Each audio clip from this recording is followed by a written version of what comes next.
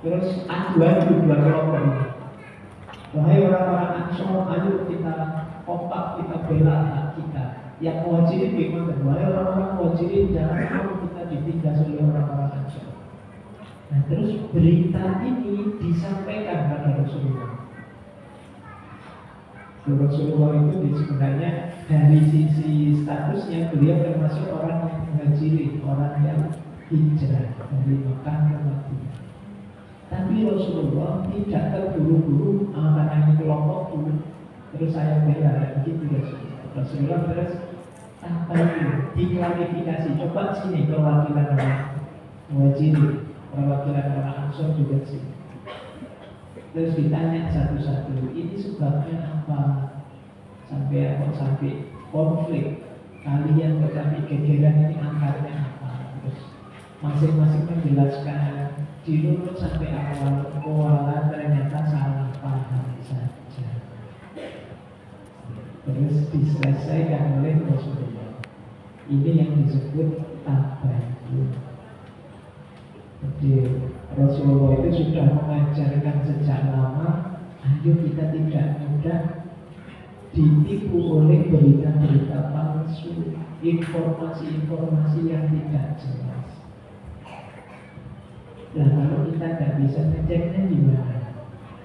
Beritanya masuk tapi ngeceknya gimana? Kalau kita sulit ngeceknya, nanti kalau dalam usul fikih itu ada istilah tawakuf. Tawakuf itu berhenti sebentar. Tawakuf itu abstain dulu. Jadi jangan itu dulu, berarti jadi masih mundur dulu. Saya tidak paham.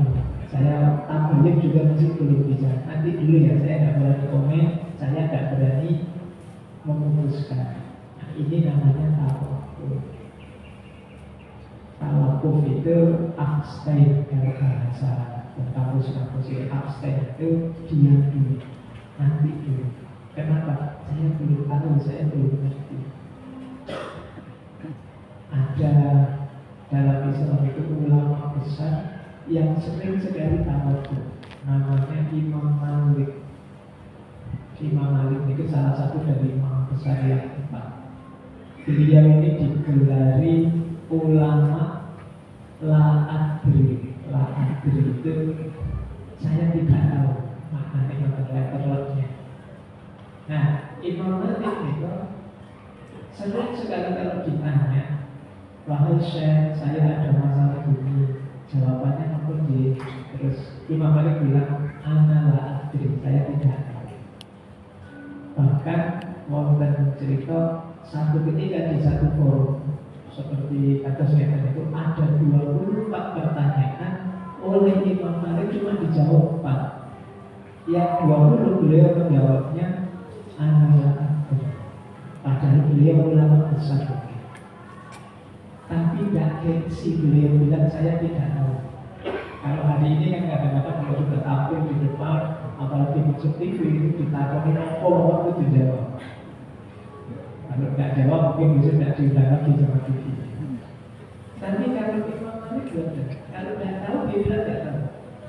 Anda berarti kenapa? Jadi ini urusan agama. Kalau tidak tahu kok jawab saja, bahaya ini masalah. Nanti memutuskan hukum dengan cara kira-kira.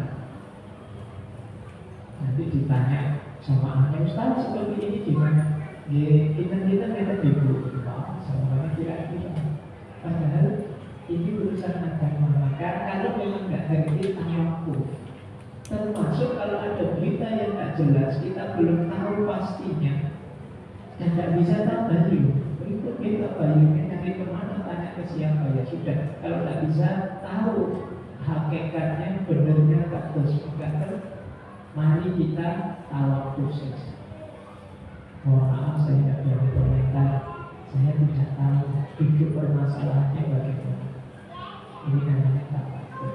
Rasulullah juga begitu. Beliau tidak pernah mengomentari atau ikut-ikutan terlibat sesuatu yang beliau sendiri merasa bukan ahli. Beliau menyatakan idza usidal amru ila ghairi diri saat. Kalau urusan diberikan pada yang bukan ahlinya, tunggu saja saatnya. Saatnya itu kehancurannya. Jangan-jangan dikira-kira keruwetan hari ini mungkin wonten hubungannya dari tidak bisa ambil yang wiri. Ketika urusan tidak diberikan pada orang yang ahli. Rasulullah itu satu ketika komentar dari sahabat yang menanam kurma. Terus Rasulullah itu sebenarnya tidak terlalu paham tentang teknik menanam kurma. Terus beliau bilang, oh itu harusnya begini kurma itu. Terus sahabatnya bantah, oh tidak begitu Rasulullah, kurma itu maksudnya caranya menanam.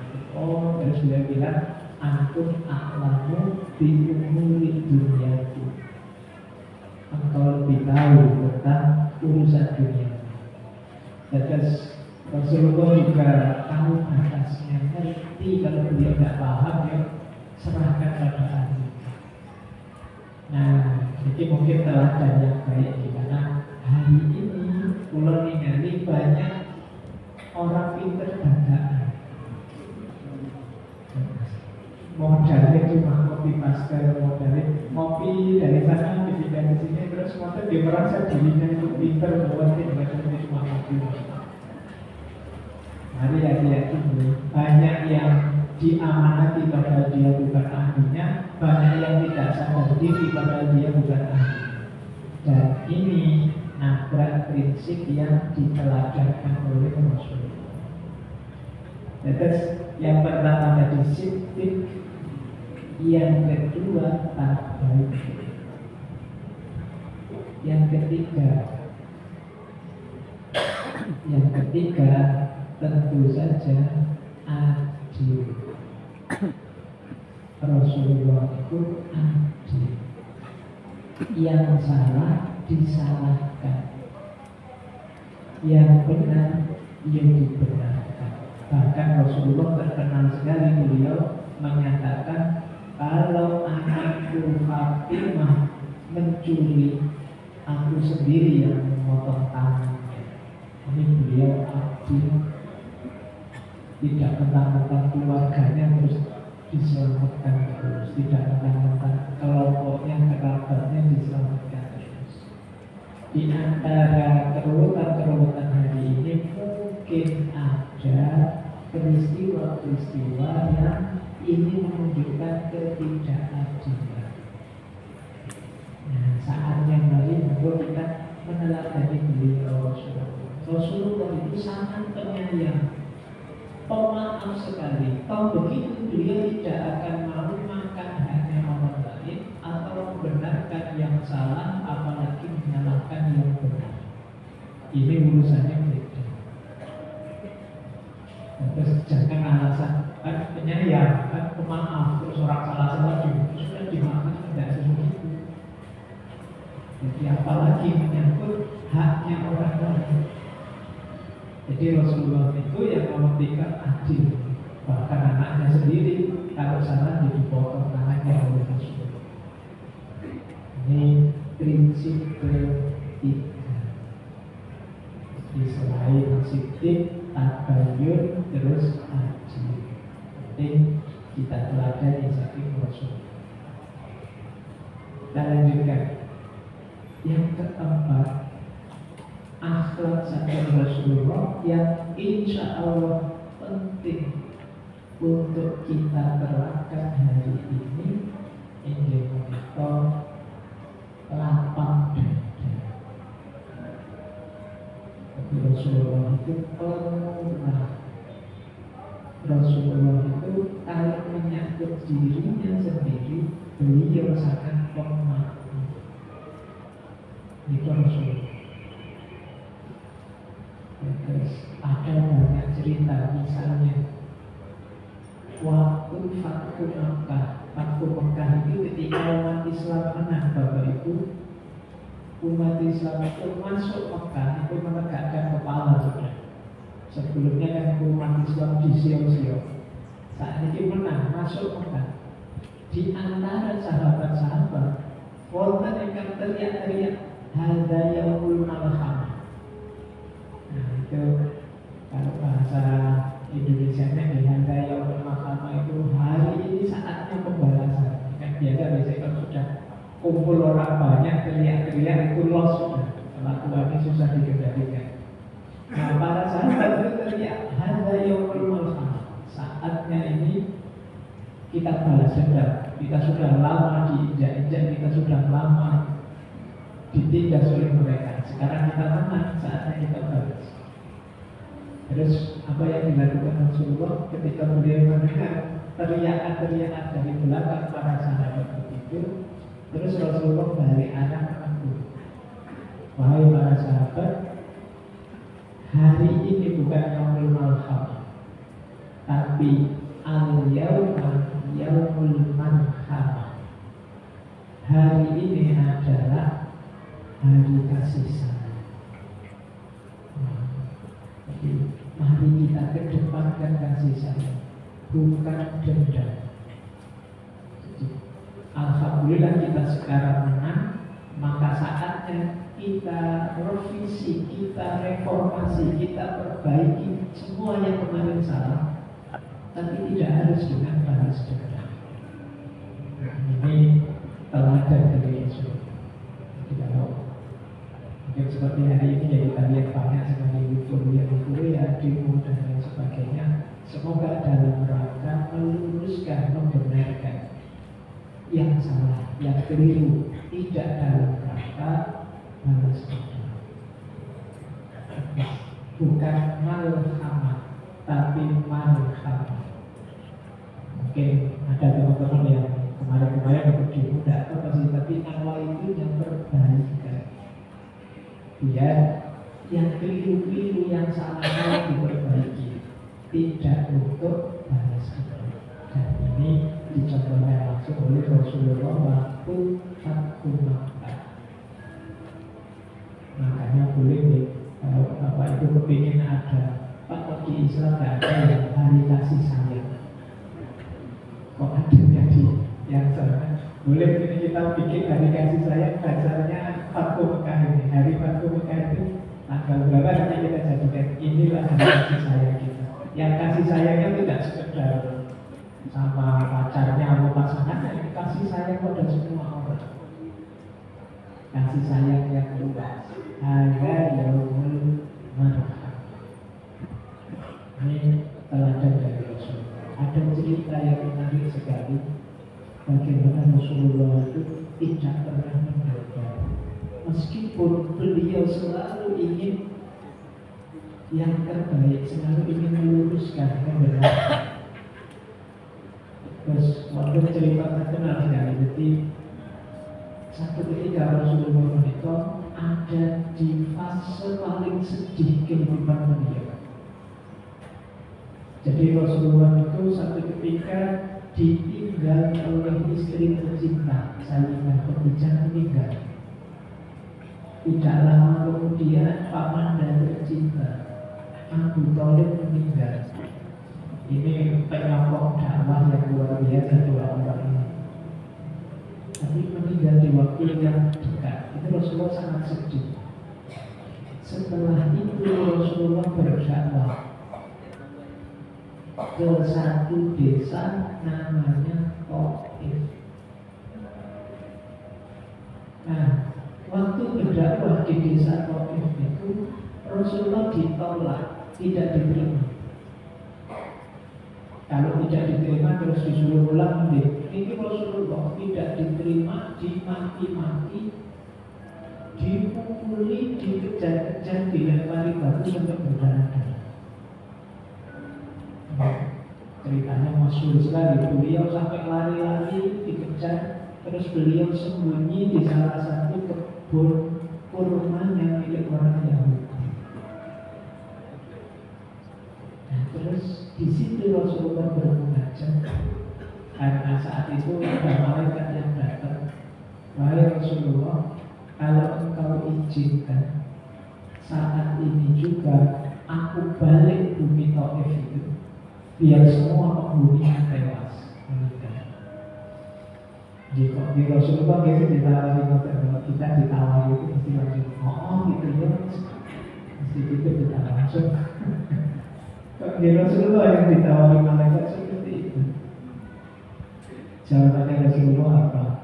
Wahai malaikat, insya Allah besok dari bumi Taif akan lahir para pahlawan yang membela Islam.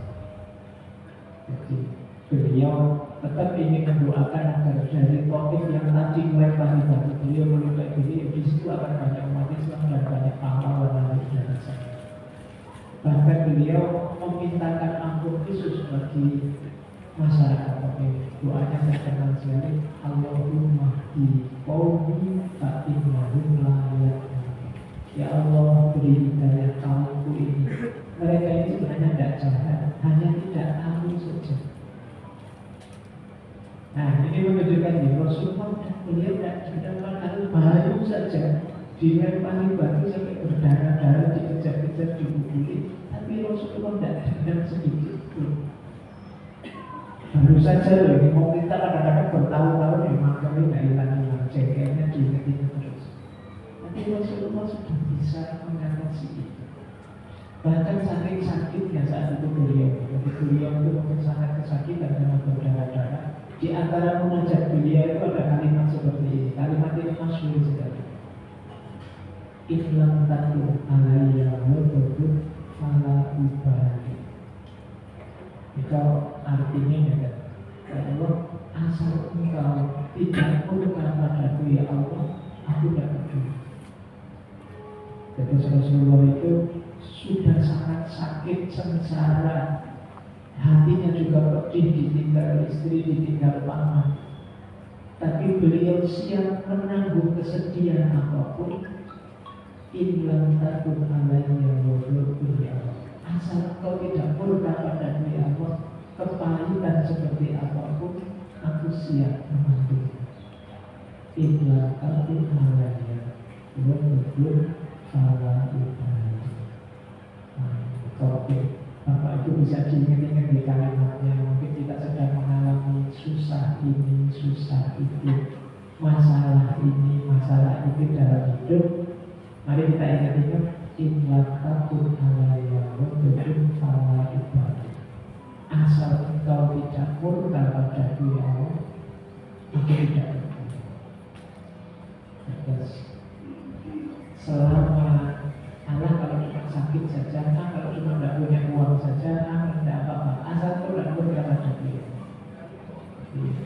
Murkanya Allah pada kita kelihatan dari apa? Kita menjauh dari Allah, kita males menjalankan perintahnya, menjauhi larangannya, kita tabrak semua yang dilarang oleh Allah. Itu berarti kita sedang dijauhi oleh Allah. Maka kepalitan hidup apapun boleh, yang tidak boleh adalah jauh dari Allah. Kesulitan hidup apapun tidak masalah. Yang masalah adalah kalau Allah murka pada kita, kalau Allah tidak berkenan dengan kita. Mari kita ingat-ingat ya, ini kalau bahasa saya ini penjaga gawang terakhir dalam hidup kita. Jangan lupa masih ada Allah.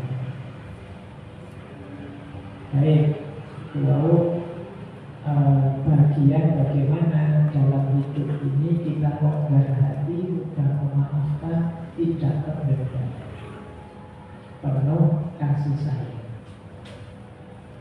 Salah sedikit di antara akhlaknya Rasulullah lagi yang mungkin penting untuk kita semua hari ini adalah apa istilahnya, seimbang dunia dan akhirat, harmonis lahir dan batin. Ini dicontohkan oleh Rasulullah bagaimana kita hidup ini jangan berlebihan. Menggunakan istilah anak muda hari ini, jangan sok itu berlebihan. Contohnya begini. Satu ketika ada 3 orang sahabat yang bernazar. sahabat pertama yang Mbak itu bernada, saya tidak akan tidur lagi sejak sekarang. Tiap malam saya mau sholat saja. Sahabat yang pertama dari itu pengen tahajud terus sepanjang malam, tidak tidur. Tapi ada kita tidur terus kapan-kapan. Jadi sahabat ini pengen sebaliknya, bangun terus, sholat terus sepanjang malam. Sahabat yang kedua, saya dari mulai sekarang puasa terus. Pokoknya tiap hari saya mau puasa. Ini orang yang pengen ibadah terus. Yang ketiga, lebih hebat lagi. Saya janji sejak sekarang hidup saya persembahkan untuk agama, kata yang ketiga. Dan saya tidak akan menikah. Sumpahnya berat-berat. Yang pertama, ingin tidak tidur. Yang kedua, ingin tidak makan, puasa terus. Yang ketiga, ingin tidak tahu. Kita bapak itu sanggupnya yang mana? Tidak sanggup semua.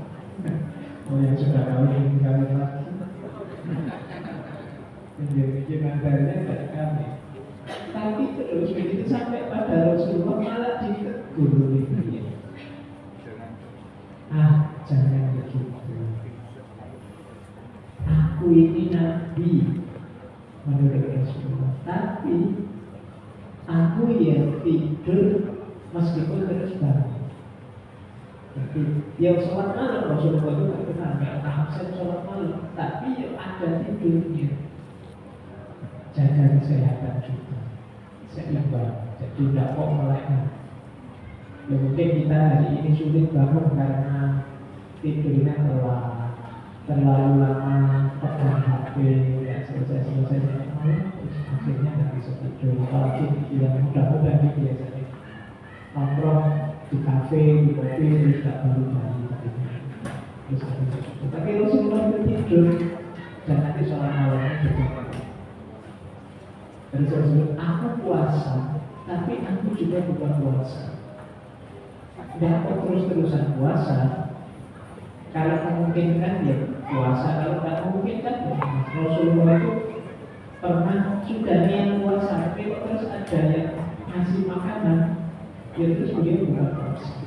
Tidak masalah. Nah ini menunjukkan bahwa tidak berlebihan, kok seimbang saja. Dan kata Nabi, aku menikah juga. Dan ini semua adalah tuntunan Nabi, sunnahnya Nabi. Beliau nanti di belakang bilang, "Anikahu sunnati, faman yuhiba sunnati falaisani." Nikah itu tuntunanku, yang tidak suka dengan sunnahku, tuntunanku ya tidak termasuk kelompokku. Maka Bapak itu ngomong hari ini ayo hidup lebih seimbang, biar tidak berlebihan. Ada orang yang berlebihan seperti para sahabat tadi, menjauh dari dunia, pengennya ibadah saja. Ada yang kebalikannya, agamanya tidak dipedulikan, yang dipikir dunia saja. Mari kita imbangkan dunia dan akhirat. Ibadah iya, tapi urusan dunia ayo. Mau ada cerita satu ketika Rasulullah itu jalan-jalan, terus melihat ada seorang sahabat perempuan yang kelihatan kumuh. Apa kumuh itu di bahasa Jawa? Nggak pulang ada ceproh, nggak dandan, nggak pokoknya apa? Ditegur oleh Rasulullah, wahai sahabat perempuan, wahai saudariku, kamu kenapa kok seperti itu? Kok dia bahagiakanlah suamimu dengan dandan yang baik. Jawaban sahabat perempuannya, wahai Rasulullah, ya saya mau sih begitu, tapi buat apa? Suami saya itu di masjid terus tidak pulang-pulang. Terus ngapain saya dandan segala dicuekin terus kok salah suami saya? Baru gitu. Terus Rasulullah tanya, loh, kalau begitu kebutuhan sehari-hari yang tanggung siapa? Jawabannya sahabat perempuan ini, yang ngaku kakak saya. Jadi kebutuhan sehari-hari itu dibantu kakaknya. Suaminya tiap hari militan di masjid. Itu terus oleh Rasulullah, komentarnya Rasulullah terus bilang begini, kakakmu lebih baik daripada suami. Sebenarnya yang ibadah terus di masjid oleh Rasulullah disebut kawan, tetap lebih baik yang kakaknya, yang membantu adiknya hidup sehari. Terus ini yang dimaksud hidup kalau dalam Islam itu seimbang. Kita itu oleh Allah diamanati sebagai hambanya dan sekaligus menjadi khalifahnya, ya dunia ya akhirat. Mari kita bereskan dua-duanya. Jangan lari dari dunia dan juga jangan lari dari akhirat. Terus ini teladan pokoknya, karena kadang-kadang kita lihat di antara keruwetan hari ini karena orang yang terlalu ingin duniawi, terlalu keduanya, atau orang yang terlalu dan peduli dengan dunia, maunya akhirat saja, terus dunianya terlantar. Yang harusnya dia ikut cawe-cawe ketika ada masalah ini, dia malah mikir dunia itu apa, dia mikir. Sementara yang ngurusi dunia orang yang gak peduli, yang gak mau sama sekali. Ini terjadi ulang situasinya. Yang sini gak peduli dosa sama sekali, yang sini melarikan diri. Monggo mari kita mulai dari diri kita sendiri, seimbang dunia akhirat. Terakhir, alhamdulillah sudah terakhir. Saya sudah hampir 1 menit sabar ini. Terakhir nih, apa yang diteladani terakhir oleh Rasulullah? Di antara petunjuknya Rasulullah dari semua yang saya sebut di atas ini, kan mungkin Bapak Ibu mendengarkan tadi sejak awal, terus berdua itu tidak gampang itu, tapi tidak masalah. Rasulullah kasih petunjuk yang terakhir apa? Ada satu hadis ini, nanti saya beritahu intinya. Ada sahabat namanya Handolah Al-As'adi. Handolah ini rajin itu pengajian di masjid seperti Bapak Ibu. Tapi yang ngaji bukan kayak saya ini, Rasulullah lebih patuh. Nah, cuma dia ini gelisah. Gelisahnya Handolah itu begini, saya itu kalau pas ikut pengajian mendengarkan Rasulullah itu rasanya ingin coba-coba, ingin segera banyak ibadah, saya ingin segera, ingin gitu kalau pas mendengarkan Rasulullah. Tapi begitu pulang ke rumah, ketemu anak, istri, buyut, ketemu tetangga, itu lupa sudah semangat di masjid tadi.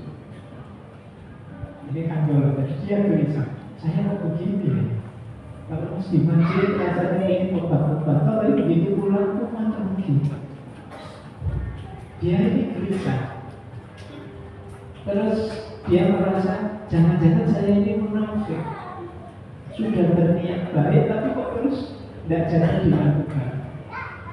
Nah terus beliau terus menghadap pada Rasulullah, menceritakan situasinya.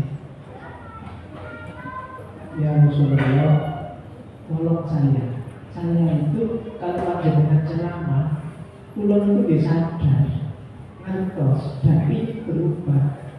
Tapi begitu pulang, kok dibalik ke setelan awal lagi, kok kembali ke asalnya. Terus jawaban Rasulullah singkat, nanti pesan terakhir sore hari ini. Rasulullah pesan bahwa ya alhamdulillah saatan. Jadi, wahai Handolah, sesaat. Maksudnya sesaat itu pelan-pelan, selangkah. Semua ada prosesnya, Tidak bisa tiba-tiba dari 0 jadi 100. Dari 0 yang 1 dulu, terus 2, terus 3. Jadi mungkin Bapak Ibu mendengarkan sejak awal tadi rasanya berat banget bisa dilaksanakan dulu. Meskipun berat, jalankan saja selangkah-selangkah. Jalankan sedikit demi sedikit. Kalau dalam usul fiqh ada kaidah ma la yudraku kulluhu la yudraku kulluhu. Yang tidak bisa dijalankan sepenuhnya, ya jangan ditinggalkan semuanya. Dipilih sedikit-sedikit, ini yang saya jalankan. Nah, ngaji itu seperti itu rumusnya Bapak Ibu. Setiap kali ini kan nanti ada beberapa hari ini ada pengajian sore dan malam. Ayo dilatih setiap kali selesai ngaji, coba saya ingin meningkat apa sedikit dari yang disampaikan tadi, yang ingin saya jalankan sedikit saja Bapak Ibu. Kayak tadi mungkin apalah tentang bagaimana kita tidak putus asa, semuanya diserahkan pada Allah. Itu kita latihan sedikit. Oh, dari ngaji ini saya ambil itu saja deh. Dari ngaji yang kemarin saya ambil. Caranya begini, itu 5 hari nanti itu meningkat 5 kali. Kalau sehari 2 ya meningkat 10. Kita itu luar biasa. Itulah hakikatnya ngaji. Di mana-mana saya sampaikan ya. Ini istilah dari para wali sebenarnya ngaji itu. Ngaji itu kata dasarnya aji. Aji itu kemuliaan. Ngaji berarti proses menuju kemuliaan. Berarti ya, tidak boleh hanya berhenti di ceramah, harus diamalkan semampunya. Seperti yang disampaikan Rasulullah tadi, saatan, selangkah. Jangan ambisius. Kalau ambisius biasanya macet pengajaran. Kemarin sholatnya masih bolong-bolong, tapi pas saya ke Batak mulai besok saya sholat 5 waktu, ditambah rawatib, ditambah duha, ditambah tahajud, mesti tidak jadi. Pelan-pelan ya, selangkah, jangan ambisius. Kalau selama ini belum pernah ngaji, Pak saya ingin memulai pernah ngaji Quran sehari minimal 1 halaman saja, insya Allah bisa. Tapi kalau Pak saya ingin mulai sekarang ngaji setiap hari kata, insya Allah tidak jalan. Tidak mungkin sudah. Ini hati keburu, tidak melihat kenyataan dirinya. Maka niat kecil-kecil saja asal istiqomah. Rasulullah juga wanti-wanti khairul amal itu adwamuha wa inqola. Amal terbaik itu yang dalam istiqomah, meskipun kecil sedikit. Nah, mari kita jadi muslim yang tiap hari nambah meningkat. Karena muslim yang baik itu yang khairul min aksihi. Hari ini lebih baik dari itu. Mari kita ikhtiari diri kita solusi amanatnya Allah baik sebagai hambanya maupun sebagai hamba. Baik Bapak Ibu, lebih bercakap sedikit yang saya sampaikan seperti berikut. Mohon maaf kalau ada yang kurang, ada yang meleset, ada yang pas. Baru-baru kita belajar. Mungkin niat kita, kesungguhan kita belajar, mendapatkan ridho, mendapatkan barokah, dan mendapatkan manfaat maslahat dari Allah di dini wa dunya wal akhirah. Dan kurang lebih dan kurang kita wallahu a'lam bishawab. Wassalamualaikum warahmatullahi wabarakatuh.